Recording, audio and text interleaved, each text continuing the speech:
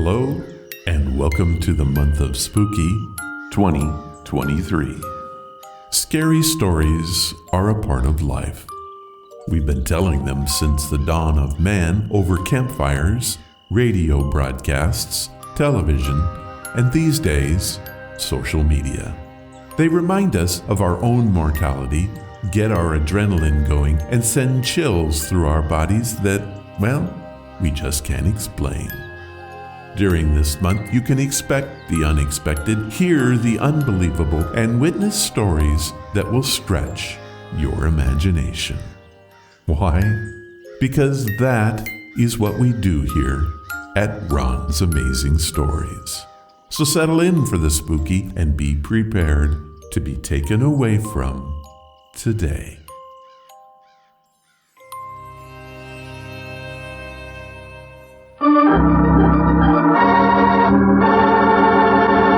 Another 5-minute mystery.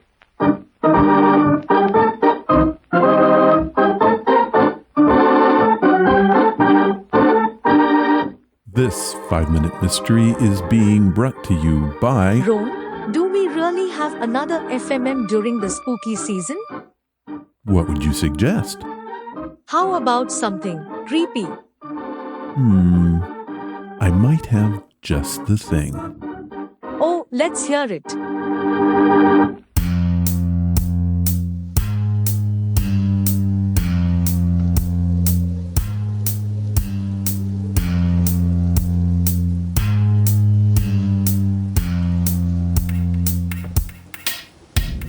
The hag is astride this night for to ride, the devil and she together, through thick and through thin, now out and then in, though ne'er so foul be the weather.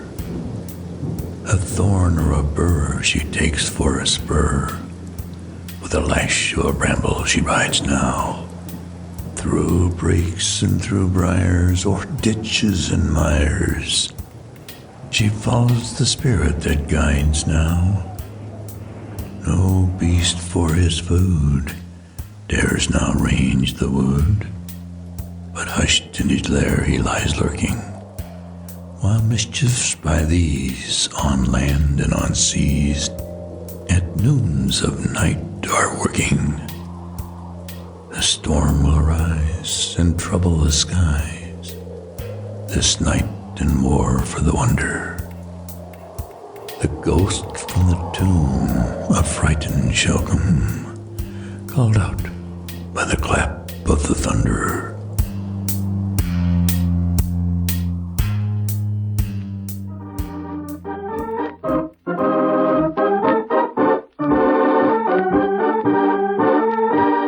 That was creepy. It was a poem written by Robert Herrick in 1648. Wasn't he a priest or something? Yep, he was. For the Church of England, and in 1629 became the vicar of Dean Prior in Devonshire. And a poet too. A very good one.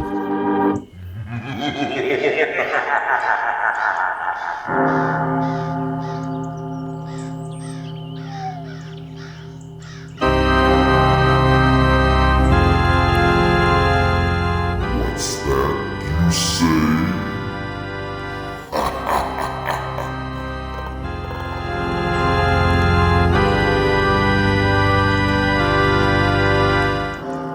Hello, and welcome to the podcast. We have a very full show today.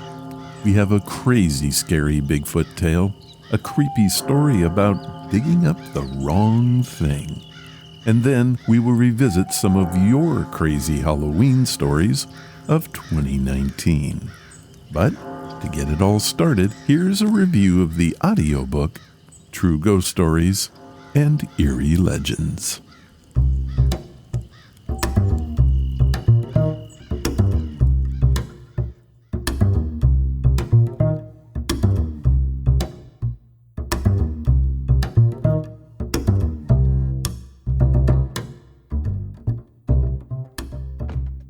Today's podcast is brought to you by Audible.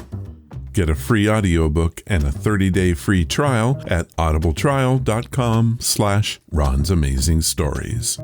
They have over 180,000 titles to choose from for your iPhone, Android, computer, Kindle. Whatever you have, you can listen to Audible on it. So what am I listening to right now? True Ghost Stories and Eerie Legends from America's Most Haunted Neighborhood by David Domine. What is the most haunted neighborhood in America? That's what many are calling Old Louisville, which is an extensive preservation district in Kentucky's largest city. It has hundreds of old mansions and beautiful homes. Wherever you go in this eye-popping neighborhood, it seems that a haunted house is not too far away. Over the last decade, so many stories of paranormal activity have surfaced that Old Louisville has gained the reputation as being one of the spookiest locations in the country. David Domine discovered this for himself after purchasing an old home on Millionaires Row in 1999. As a result, David set out to document and research these reports and began writing about his very own neighborhood. Here's a clip from the book. Pushing any negative thoughts out of my head, I waited for the water to boil, made my tea, and ran up to the study on the top floor. After doing a bit of work on the computer, I watched a movie, and when the pot of tea ran out, I decided to turn in for the evening. I ran downstairs to set the teapot in the sink and then called the dogs to let them outside. The back door propped open. I watched them run around the backyard a bit and then called them inside. Before I had the chance to close the door all the way, a black blur shot past me with a sharp hiss, ran out the door, and disappeared over the back fence. The nervous little black cat had abandoned its home under the stairs and gone outside, something it had never done before. She had never even been outside for all I knew, so I got in the car and drove around the neighborhood looking for her. After more than an hour and no luck, I decided to return home and resume the search the next morning if she hadn't come back by then. Once inside, I turned off the lights, gathered the dogs, and then we all headed for bed. The next morning, I resumed the search, and even put up signs throughout the neighborhood. Although I looked and looked, we never saw the little black cat again. Even though spring had definitely arrived, the week the cat ran away, it seemed that a bit of a chill still remained in the house. Several nights later, I settled in under the covers and quickly drifted off to sleep. I had slept for perhaps an hour or so when the uneasy stirring of the dogs on the bed roused me from my slumber. Despite the darkness, a small patch of light from the street illuminated the bed through the window, and I could see both dogs as they stood and looked towards the hallway. A low growl, barely audible as Rocky lowered his head and stared. I pulled them both towards me and calmed them down, then listened. At first I could hear nothing, but then I heard a long, slow, wooden creak. I thought maybe a door had swung open by itself, and I waited to hear more. A minute or so passed, and I heard nothing, so I lay back down and waited to fall back asleep. Once again, a long, drawn-out creak resonated slowly in the hallway and sent chills down my spine. I thought someone had surely broken into the house, and I attempted to visualize his location in relation to my bedroom. Another moment passed, and I heard another long groan from the floorboards in the hall, this time closer to the bedroom door in front of me. I could see both dogs as they cocked their heads in response to noise, and I suddenly realized I was afraid. Almost paralyzed, I listened as something seemed to make its way up and down the hallway that ran from the large room at the front of the house, past the home's original nursery, my bedroom, the linen closet, and bathroom, to the small bedroom in the rear of the building. After several minutes' hesitation, I finally mustered the courage to hurl all 220 pounds of me out of bed, grab the aluminum baseball bat propped against the wall, and switch on the light. Making as much noise as possible, I rushed out of the room to confront the unseen intruder, the bat wielded overhead as I cautiously ran the length of the corridor and turned on several other lights. Finding nothing, I searched the other 2 floors and even looked around the attic and basement before returning to my bedroom. I told myself I was acting like a fool as I went back to bed. I closed the bedroom door this time, and once tucked under the covers again, I tried to convince myself that I hadn't gone crazy, and had just imagined the sounds of an intruder in the hallway. After several minutes, I started to relax, comforted by the thought that the closed door would offer some sort of protection in the unlikely event I started to hear the strange noises again. Even if they did start up again, I'd be fine, I told myself, as long as the weird noises did not bother me inside the bedroom. But another minute or two passed, and then a loud groan slowly reverberated from the floorboards from the left side of the bed, just inches from where I lay. My skin started to crawl at the realization that the noises had not only returned, but had entered the room. Fighting the sense of panic welling up inside me, I forced myself to take slow breaths, and reassured myself all would be fine, as long as the noise stayed on the left side of the bed.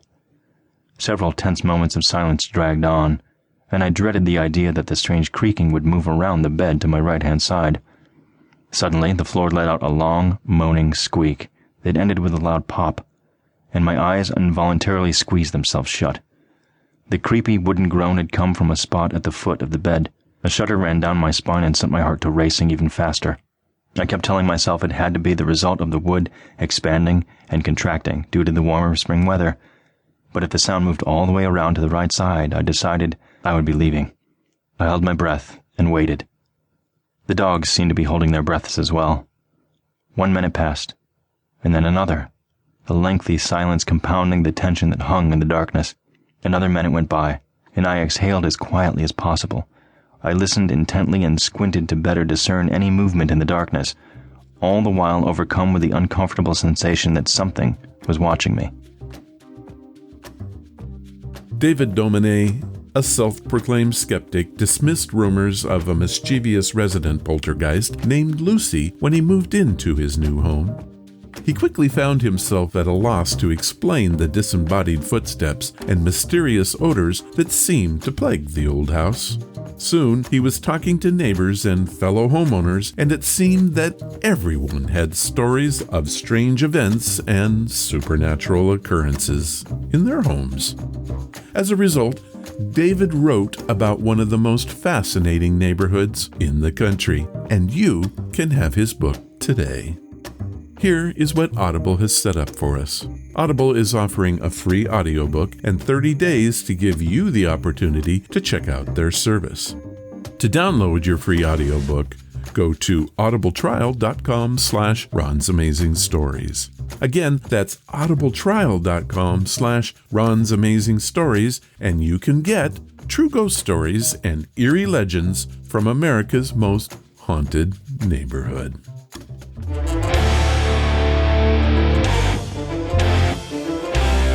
These are your stories. Special edition. Welcome to These Are Your Stories.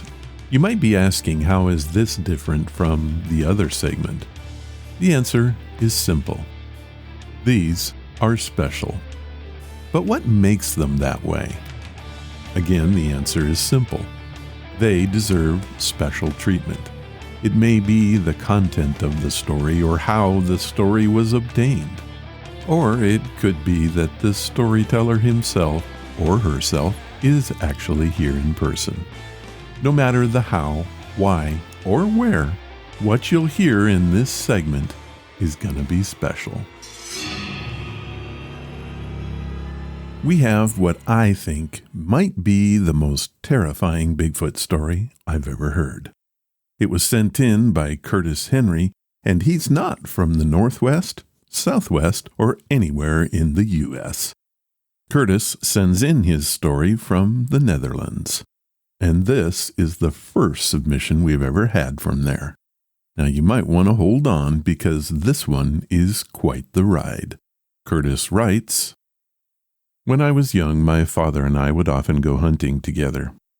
This year, we were camping at the foot of a rocky slope in our favorite hunting area. Our plan was to get up before sunrise and head out to a meadow a few kilometers to the west. That night, my father was telling me one of his hunting stories from before I was born.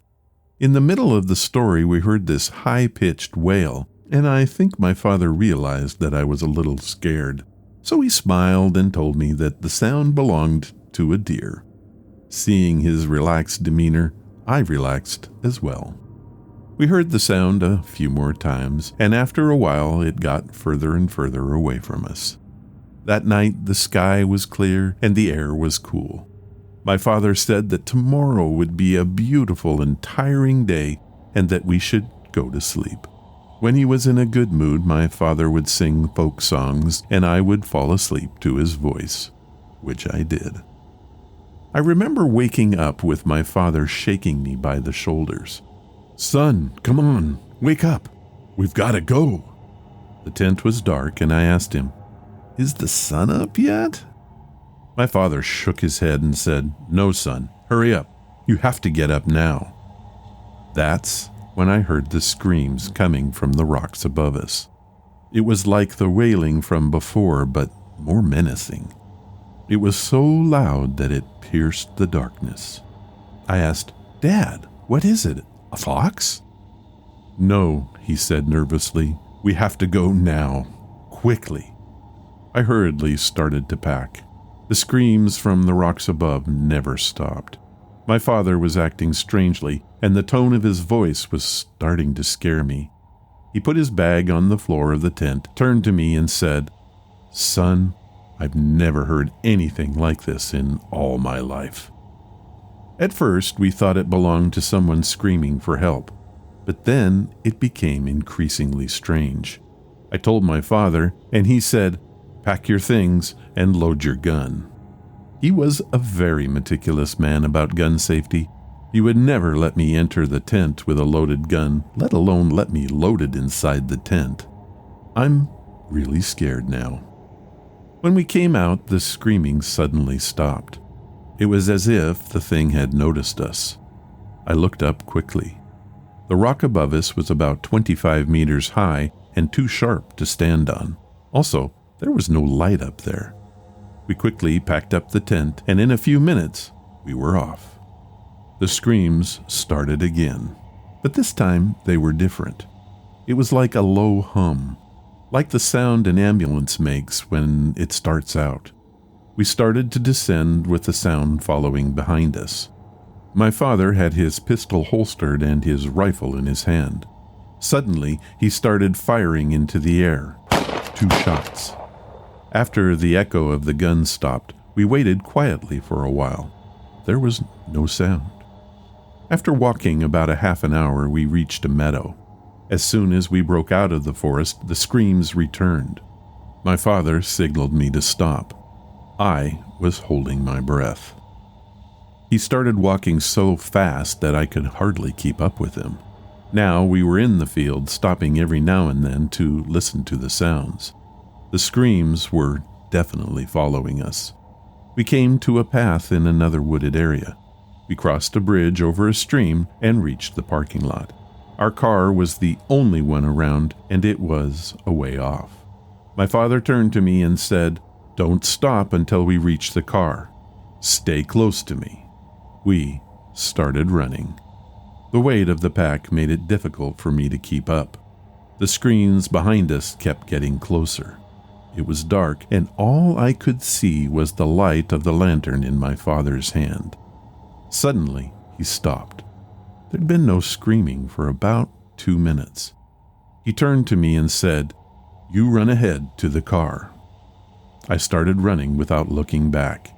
I knew my dad was following me. I could hear his footsteps. Just then, the screams resumed very close by. My dad yelled something, and shots rang out from his pistol. I was running so fast that I had to keep my eyes focused on the ground to avoid falling. Whatever was making that sound was desperately trying to reach me. The faster I ran, the closer it seemed. I got to the car and was surprised to see my father there opening the door.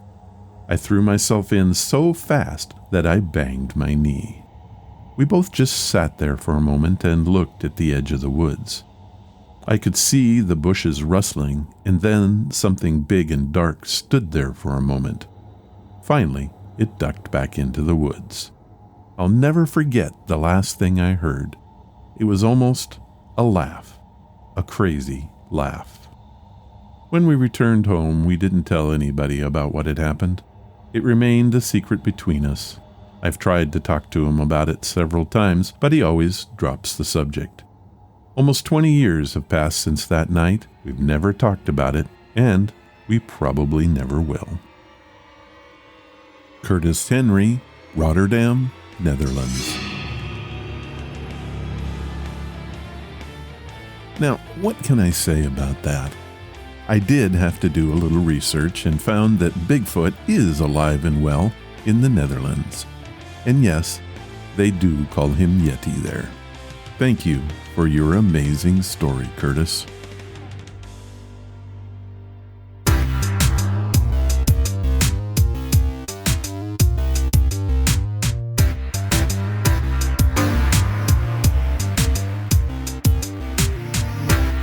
Our featured story is unique, creepy, and comes from one of the superstars of old-time radio, Arch Oboler. The series Lights Out was created by Wyllis Cooper and then was eventually taken over by Oboler. It aired on different networks at various times from 1934 to the summer of 1947. Oboler took the series to new heights and made some of the creepiest and scariest tales ever to be told on radio, including the infamous classic Chicken Heart. You can hear that one on episode number 565. What we have today is titled We Dug It Up, and it reminds us that it just might be better to leave things underground. It first appeared on Lights Out February 9th, 1943.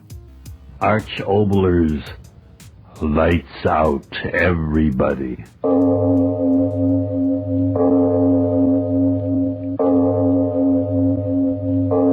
It is later than you think.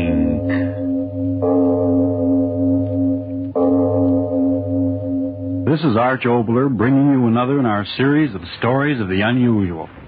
And once again we caution you, these Lights Out stories are definitely not for the timid soul.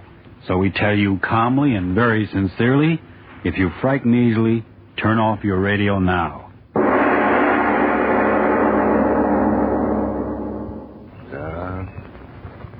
It is a nice day.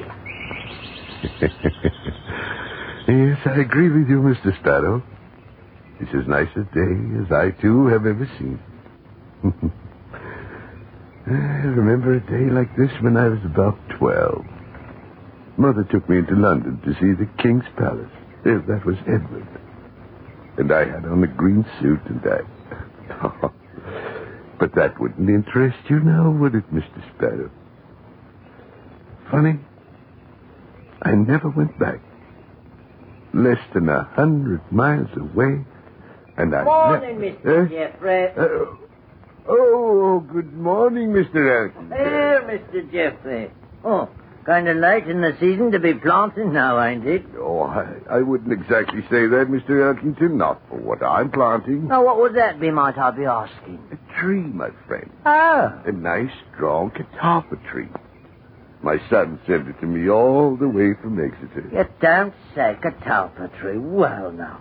I say, could I be giving you a hand with that shovel, Mr. Jeffrey? Oh, no, thank you kindly. I like to dig in the soil, and the exercise does me good. Thank you kindly. Oh, well, then I'll be off on my business, Mr. Jeffrey. Good morning to you. Good morning, Mr. Elkington. Good morning. But it is a good morning. The rain certainly softened you up, didn't they, Mr. Ground? Nice and soft.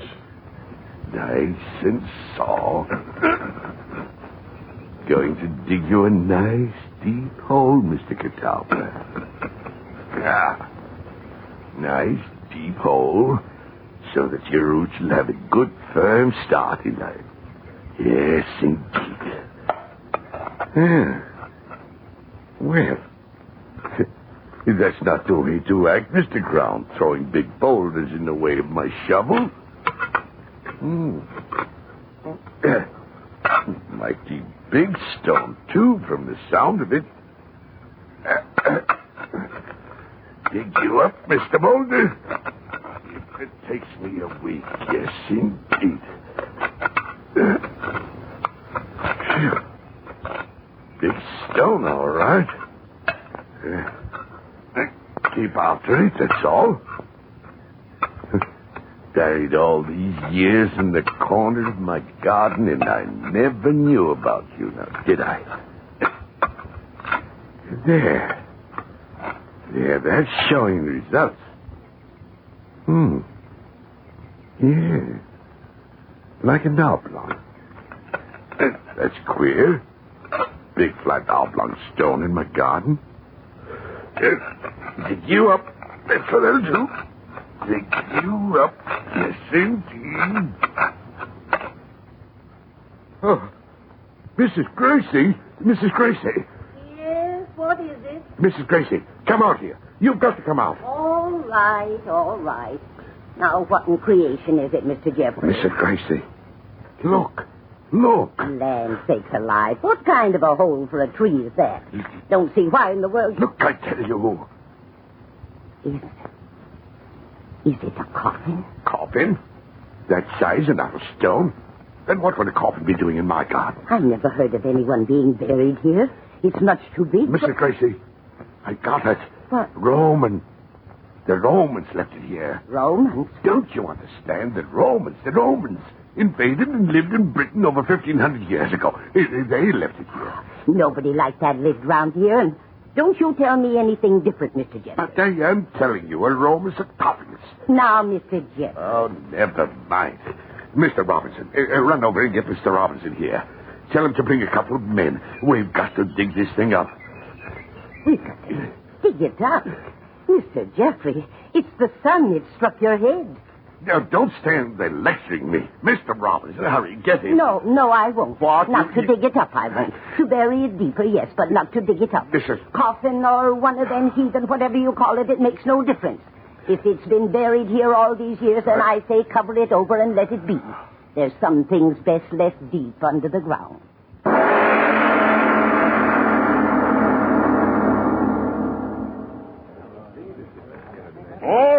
All right, men. Are you ready with the ropes? Ready, Mr. Robinson. Right you are. How about you, Joe? All ready, Mr. Robinson. Good. Now, when I give the signal, 1, 2, 3, you on that side of the rope pull, while you on the other side work on the block and tackle. 1, 2, and up on 3. Have you got it? Hey, we have it. Oh, Mr. Robinson, you will be careful. I mean not to damage. Now, look here, please. friend Jeffrey. I've been in the building and excavating trade and constable of this township for 20 years. I know. And all that time, I've given only one thing, and that's satisfaction. Yes, sir. Now, for this little stone container... Little Judas Priest, man, is 10 foot by 3, and heaven knows how heavy. Well, true as that may be to my way of thinking, it's still a small job.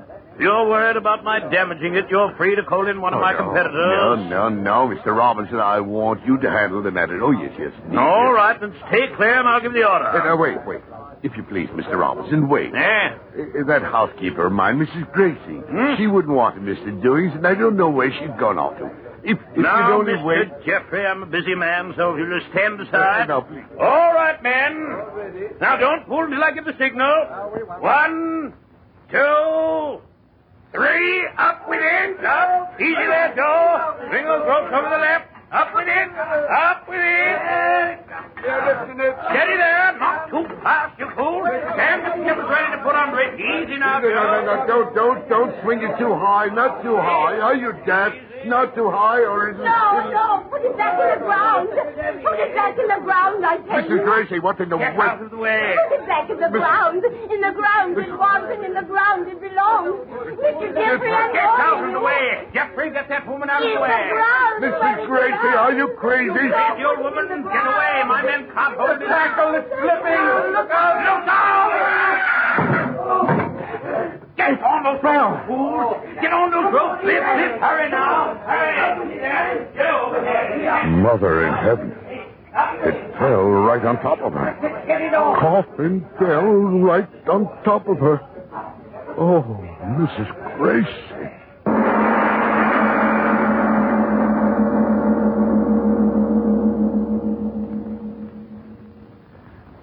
It's a cruel thing, Mr. Jeffrey. Cruel indeed. Yes. Cruel and yet not cruel. For the ways of the divine providence are beyond our poor mortal understanding. Yes, I shall say that very thing over her grave when we bury the poor woman. As you wish, Reverend. What a day this has been. More excitement in just a few hours in this village than we've had in a dozen years. I wonder now whether... Almost 9. Well, I better be getting back to the church. Have to get everything ready for the service tomorrow. Did you speak to Mr. Carboy about the coffin? Yes. That's good. You pay the good lady proper respect, we will. Well, I'll be on my way. Good night, Reverend. One thing more, Mr. Jeffrey. Yes? I didn't want to speak of it in all the excitement before, but I feel I really should. Yes, Reverend. I know you were in quite an emotional state of mind, but do you feel it was quite the proper and respectable thing to do?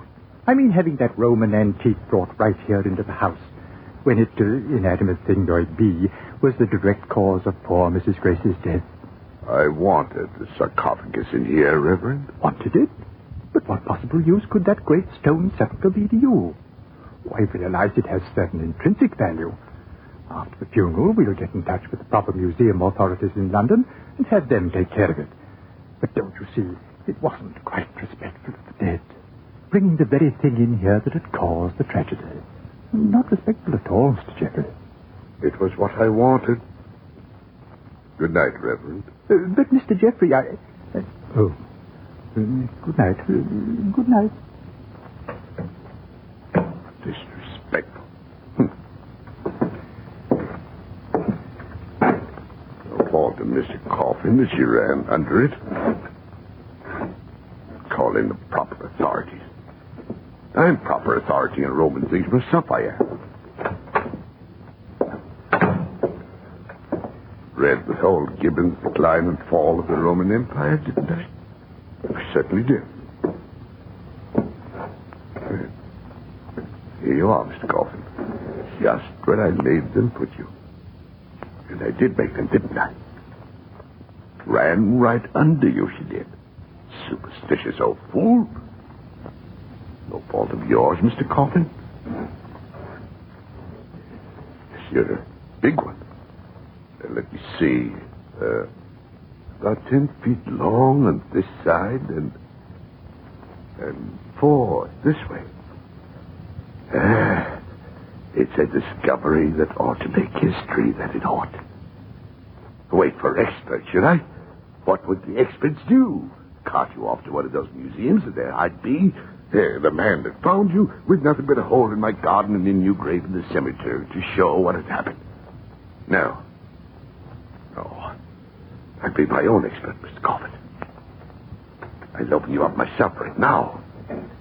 And I'll take the blame or credit, and no mistake about it. That iron bar. Mr. Robinson will wonder where his crowbar went. Now, won't he, Mr. Coffin? But we'll give it back to him in the morning. Yes, indeed. Yes.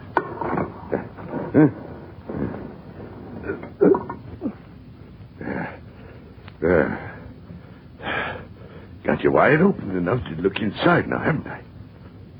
Experts. I'll show them.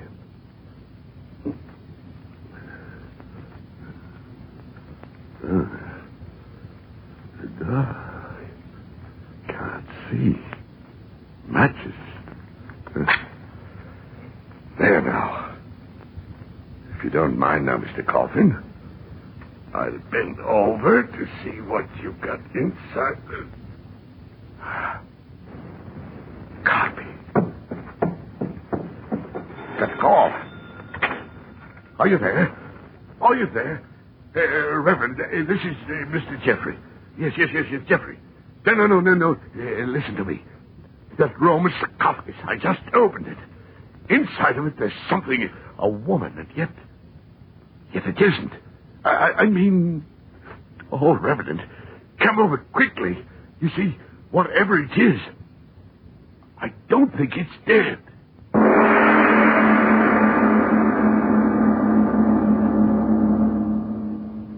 My dear Mr. Jeffrey, you must listen to me. I'm a person of understanding, of judgment. I say leave it alone. Don't go near the thing until they get here. Now, I phoned Dr. Thompson at the British Museum. He's an expert, a qualified expert. Expert. There you go, experting again. Now, you shove on that side, and I'll pull on with this. Yes. There. That ought to fetch the lid off. It's all against my better judgment. All right. Off with it. There she goes. And Another shove. Open. We've got it open. Reverend, look at her head. Why, what in Satan's name is it? Lion's head. That's it, a lion's head. And the body of a woman. And alive. She is alive. Don't be a fool. It's a heathen idol, stone. No, it's living skin. I'll touch it. I'll prove it.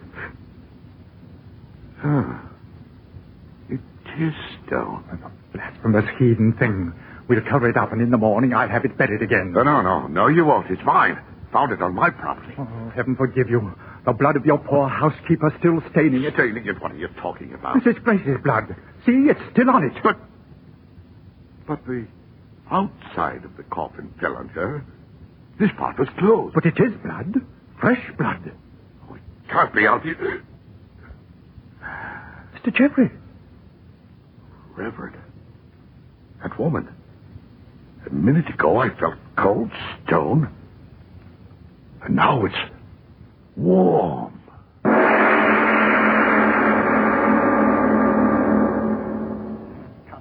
Constable, can't you walk any faster? Oh, it'll wait, Reverend. Whatever it is, it'll wait.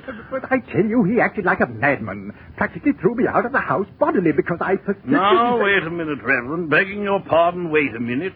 Me, I don't know a thing about this. I'm sleeping as peaceful as a sheep in the fields when you wake me up. Well, you represent the law in this community? Not begging your pardon, I don't know if there's any representing to do. If you get what I mean. But I told yes, you... Yes, sir, you told me that the coffin that killed poor Mrs. Grace... He opened it, I tell you. And since when is that against the law? Oh, keep walking, man, keep walking. Begging your pardon, Reverend, I know when I'm walking. Now, here's the house. Now, go in there and see for yourself. And that's just what I'm going to do, sir. You'll see. I demand that you remove the heathen idol by force and have it buried in the ground where it belongs. I demand it. Hold it, sir. Well, it's me, Mr. Jeffrey. I didn't send for you. I brought him here. Oh, it's you, is it? Now, Mr. Jeffrey, I feel it my duty. Begging your pardon, Reverend, as long as you got me out of bed, let me do the talking, if you don't mind, sir. Now, Mr. Jeffrey, I'd like a bit of an explanation. Explanation, my grandmother. Constable, he slammed the door in our faces. Well, that he did, but what of it? He's broke no law that I know of. Then come and see for yourself. At the window. What? Glory be. I see the thing now. It can't be alive. I don't know. Stone, and yet it was warm to the touch. It better not be alive. Why do you say that? Because, look for yourself. Mr. Jeffrey, he's cutting into her with that bit of iron.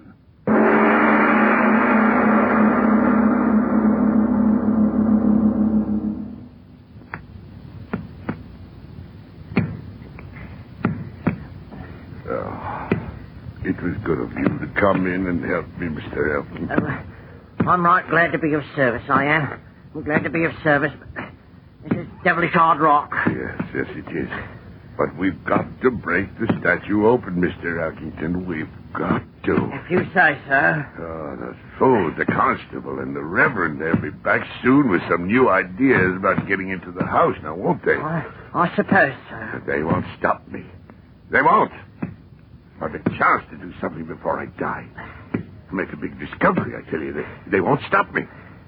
We'll have the statue cut open before they get here now, won't we, Mr. Elkington? We'll try, I will try. Yes. Cut it open and know the secret.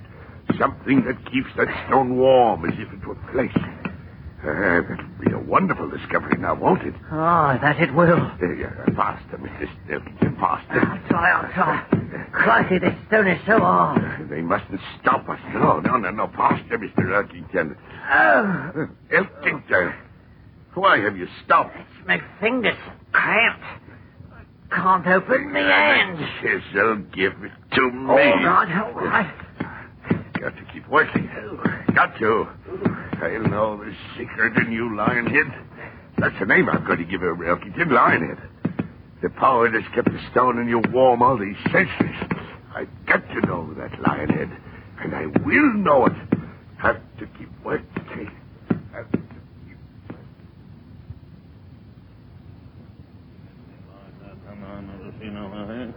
Now, Reverend, you can drive a man too far. I tell you... No, Constable, now we'll tell you. For 24 hours, you've been telling the people of this community that the law won't permit you to do this and the law won't permit you to do that. Well, it won't. But we tell you we won't stand by and permit one of our citizens to indulge in heathen madness and not do something about it. Am I right, gentlemen? But what can I do? He's in his own home. He's not committing any public nuisance. We've gone over that 100 times. The fact remains you've got to go in there and stop him. You've got to.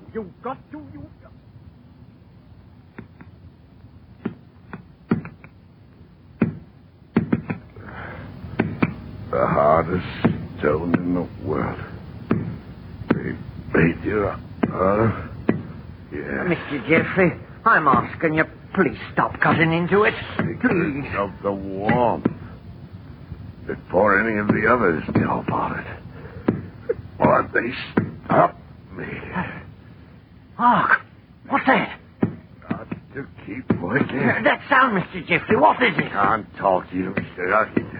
Important work. But, Mr. Jeffrey, the chisel, why did you drop it? My hand. Like an electric current running through the chisel. Oh, no. No, just a weariness in my muscles. Pick up the chisel. Yes. Go on. Yes. I think I'm going now, Mr. Jeffrey. No, you stay where you are. You stay there until you stay there. If I lock the door for you, they'll come in. And I won't let them in before I learn the secret, you hear me? That sound, Mr. Jeffrey, it's like something burning. Do you hear? It's been getting louder and louder. Won't stop. I've got to find the secret of that warmth. 15 centuries of warmth. Mr. Jeffrey, it's the constable. I don't care. Open up, Mr. Jeffrey. You won't stop me, you meddling fool. Open up, Mr. Jeffrey, in the name of the law. We've got a warrant this time, good and proper. Warrant? Oh, no. Oh, Mr. Jeffrey, you ought to really... No. I'm almost finished. Go away. We've got Professor Thompson from the museum. Mr. Jeffrey, I warn you. No. Open up or we'll break down the door. Mr. Jeffrey, I beg of you, please. No, they won't stop me. But I'm almost through. I tell you, I'm frightened, I am. Almost broken through to the middle of my statue. Oh, no. I'll find out his secret, and no one else. There. The chisel's breaking through. It's hollow.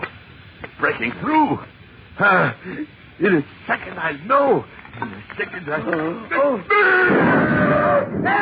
Somebody else! Mr. Jeffrey! What, Mr. Jeffrey? He's on fire! He's on fire!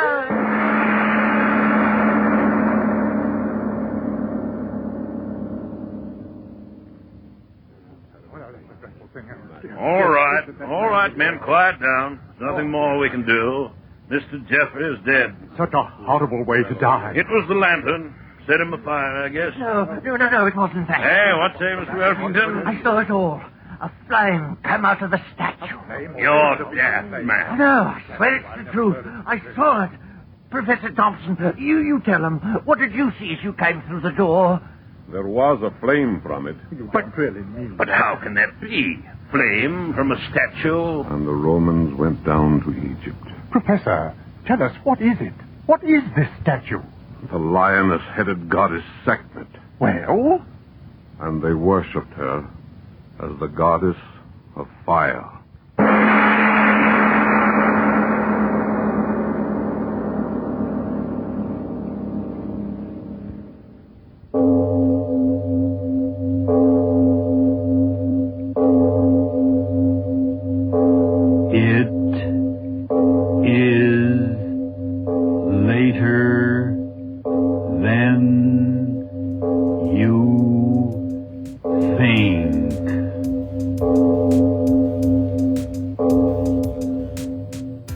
As I said at the top, some things are better left unearthed. What did you think of that story? At the time it was recorded, there was a lot of interest in the Egyptian culture. King Tut's tomb had been discovered in 1922, and there were many stories about mummies and wrathful gods. Interestingly enough, though, Sekhmet, from our story, was the daughter of the Egyptian god Ra. It was said that she could exhale flames, but preferred scorching the desert with sandstorms. How about that? And now, this special These Are Your Stories from the month of Spooky 2019. These are your stories, sent by you, for you.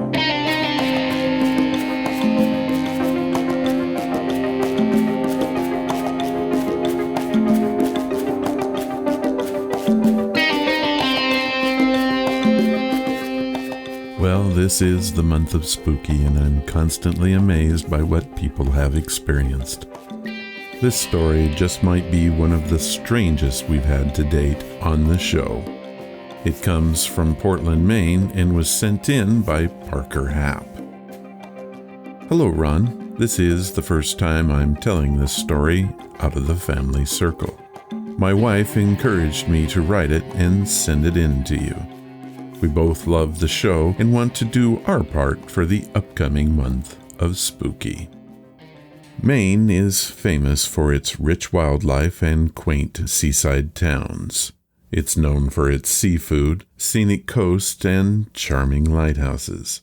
However, the state also has a dark side. We have urban legends, charming haunted lighthouses, and really freaky ghost stories. It's easy to see why every Stephen King novel takes place here. There's dark woods, abandoned cemeteries, dangerous roads, and hundreds of unexplained deaths.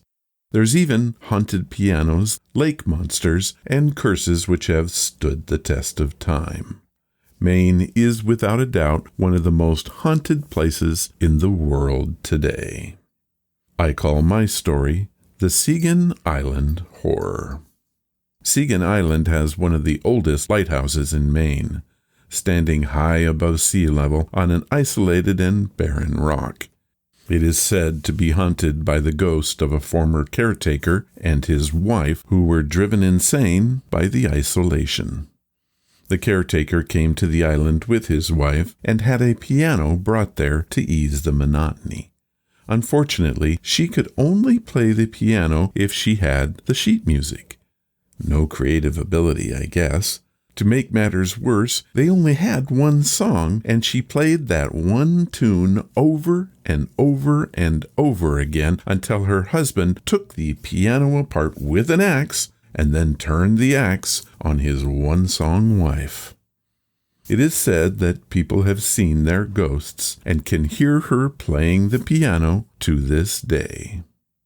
My wife and I love to visit lighthouses and decided to return to one of our favorites. If you can't guess it, it is, in fact, the Seagan Island Light Station. The area around the place is full of beautiful vistas, wonderful hiking, and it's only 30 miles from Portland. We've been there many times hoping to catch a glimpse of the ghosts or hear that piano playing. The lighthouse stands at the highest point on a tiny island with nothing around it but the cold rushing water of the Kennebec River. It can only be reached by chartered boat and by appointment. We had both.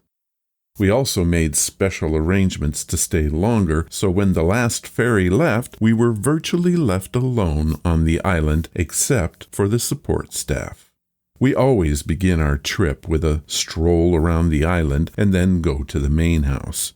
It's here that the ghost activity has been seen and heard. It was getting along towards dusk, and we had to be leaving soon with the support staff on their boat. They were busy closing things up for the day, so that left us completely alone in the house. We sat down at the piano. My wife said, "Are you there?" As she spoke, I felt a chill go through my body, and then a hand on my shoulder. I turned, and there was nothing there. My wife spoke again. "I can feel your presence. Please play something for us." A single note rang out from the piano. Neither I nor my wife were touching any of the keys. Again a chill, and again a second touch.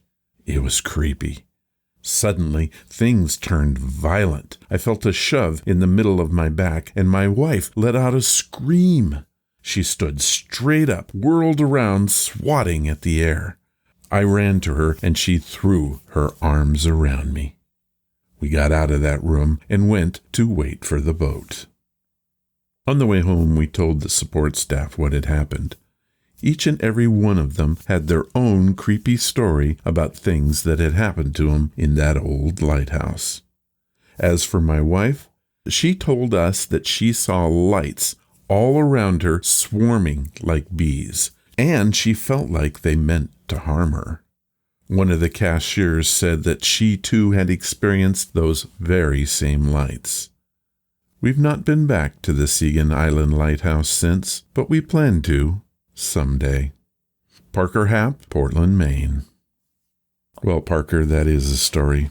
So very strange and very well told. Thank you for it. I did a little research on the place. The Segan Island Lighthouse is in the Gulf of Maine near the mouth of the Kennebec River. It was established in 1795 and is the second oldest of Maine's coastal lighthouses. Its height is at 180 feet above mean sea level. The present tower was built in 1857 and is the highest of the state's lighthouses.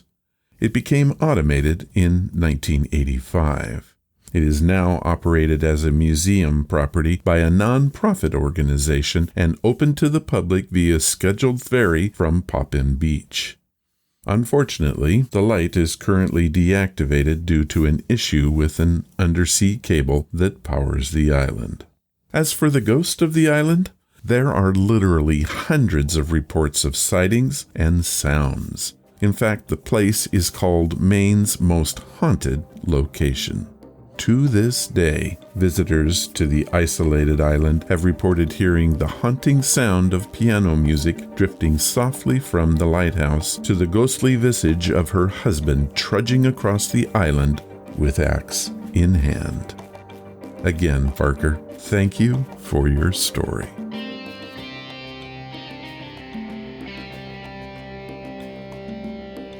Our second story also comes from Maine. Another of the most haunted places there is said to be a stretch of road in the north called Route 2A. It runs through the Haynesville woods and is known for tragic and bizarre accidents. It's famously known for a woman who can be seen walking along the side of the road. Here is a story from Margie Wells, who had this encounter on Route 2A. She calls her story The Ghost Bride of Haynesville Road. I was driving home, and I had to go through Haynesville. I always feel strange driving that part of the road, but nothing weird has ever happened. I, of course, knew its history, but I always thought it was just a bunch of bunk. That is, until that night. It was dark, and I saw a woman walking along the side of the road. She was dressed in white, head to toe, and saying that she looked out of place, well, that's an understatement. I slowed to a stop, rolled down my window, and asked if she needed any help. She told me that she was a new bride, her and her husband had been in a car accident, and that they needed help. I told her that I would gladly help and to get in. I unlocked the door and pushed it open. As she moved towards the door, I felt a ghostly chill, and then she just vanished. That's it. The end of the story. Nothing. I drove home and told my roommate about it, but he just laughed and said that he, too, had heard all the stories. Margie Wells, Bancroft, Maine. Well, Margie, I have no explanation for it. A simple, scary haunting of Haynesville Forest, I guess. Thank you for sharing it, and it is truly amazing.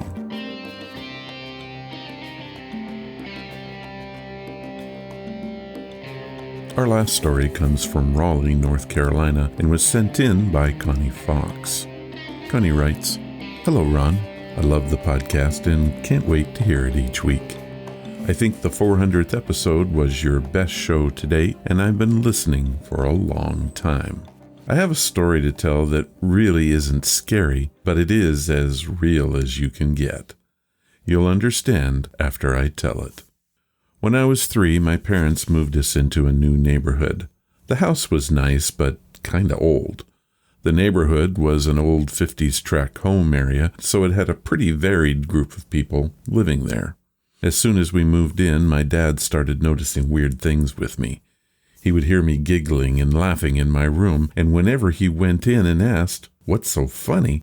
I would tell him that the kids were being funny. He would also come in to wake me up and find me curled up in the closet. This happened over and over again, but my parents didn't think much of it because I was a pretty imaginative kid. The thing that wigged them out the most was that I flat out refused to walk out the front door. I would scream and yell and cry until one of my parents picked me up and carried me out of the house. When you walk in the front door, to the right there was a closet, and to the left was a low brick wall that separated the front door from the living room. It was about 4 feet high and about 3 feet long. Just a room divider, but I never touched it or wanted to be near it. After we'd lived there a few months, my dad started making some renovations to the house. Amongst them was demolishing that wall. My parents dropped my brother and I off at our grandparents' the day that they were going to do it so that we wouldn't be underfoot. We didn't end up going home for a week. You see, when my dad knocked down the wall, he immediately called the police. Inside the brick wall were bones that turned out to be from 2 children. The cops never figured out who put them there, and the house had been owned by so many people, many others who had just rented it. It was, and is to this day, an unsolved case. The kids were never identified and were buried at a local cemetery as Boy 1 and Girl 2. Connie Fox, Raleigh, North Carolina. Well, Connie, I did do a bit of research on this one, and I found your story. It was dated June of 1977. I hope you don't mind, that kind of dates you, and was before DNA testing was a thing. I wonder if they'll ever exhume those kids to find out who they were. With nothing to match them to, it could be an impossible task. Thank you for sharing your story. It is creepy, sad, and makes me angry all at once.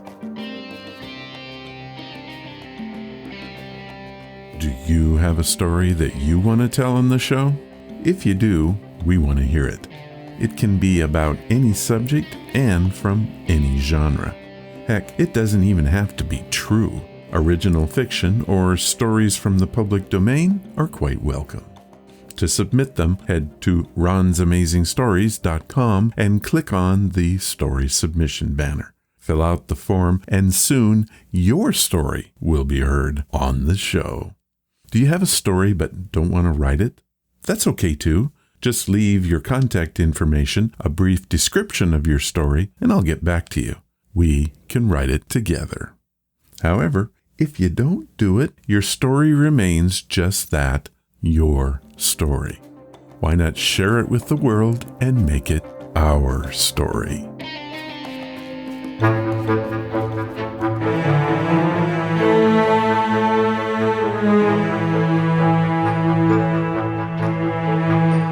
Well, that was episode number 611 and completes week 2 of the month of spooky.